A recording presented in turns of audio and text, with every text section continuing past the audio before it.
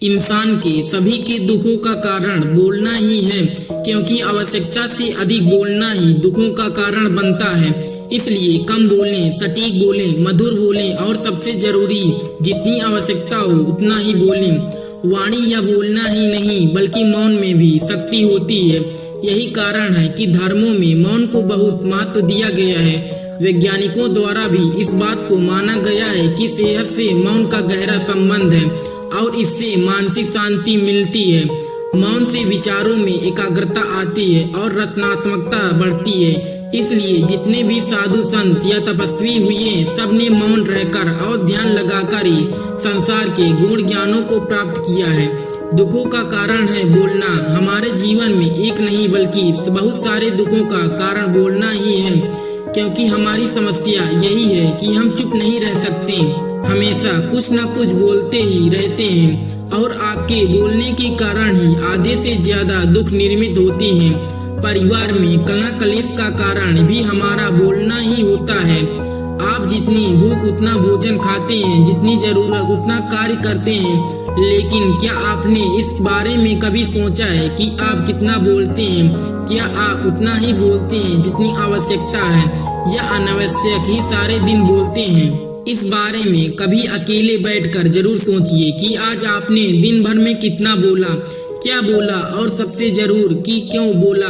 इनमें से कितनी बातें जरूरी थी और कितनी अनावश्यक। सुनने सुनाने के माहौल से बाहर निकले। मनुष्य की प्रवृत्ति ऐसी है कि वह अपने मन में चल रही बातों को दूसरों को सुनाना चाहता है और दूसरा भी आपके साथ ठीक वही काम करता है। ये बातें किसी अन्य या तीसरी व्यक्ति से संबंधित हो तो सुनने सुनाने का काम और भी दिलचस्पी से होता है। आप फिर जब कभी भी बैठते हैं तो इन्हीं बातों को फिर से दोहराया जाएगा और फिर से इन्हीं बातों पर विचार करेंगे। यह सुनने सुनाने का माहौल जीवन भर चलता रहता है और इस तरह से आप खो देते हैं अपना समय, अपना जीवन, अपनी सोच समझ और वो कीमती पल जिसमें जिया जा सकता है और जिसमें आनंद प्राप्त किया जा सकता है। इसलिए इस सुनने सुनाने की माहौल से बाहर निकले। जब तक हम बाहर की ओर बोलते रहेंगे हमारे भीतर अशांति रहेगी। जिस दिन हम मन से चुप हो जाएंगे तो तब बाहर हमारे मुख से कुछ भी निकले हम शांति रहेंगे। दुनिया में जितनी बुराइयां हैं, परिवार में क्लेश है, पति पत्नी में विवाद है, सब बोलने के कारण ही होते हैं। हम चुप रहना नहीं चाहते हैं, हमेशा सुना देना चाहते हैं, लेकिन व्यर्थ का बोलना ऊर्जा का नष्ट होना है। इसलिए जितने भी बुद्धत्व साधु और संत हुए वे एकांत की ओर गए, क्योंकि उन्हें अधिक बोलना ना पड़े और अधिक सुनना ना पड़े।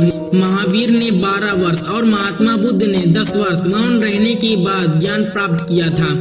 महर्षि रमण और चाणक्य भी मौन के उपासक थे, लेकिन आप इस संसार में रहकर भी एकांत रह सकते हैं। इसके लिए आपको अपनी उन ऊर्जाओं को बचाना होगा जिसे आप व्यर्थ के शब्दों में नष्ट कर देते हैं।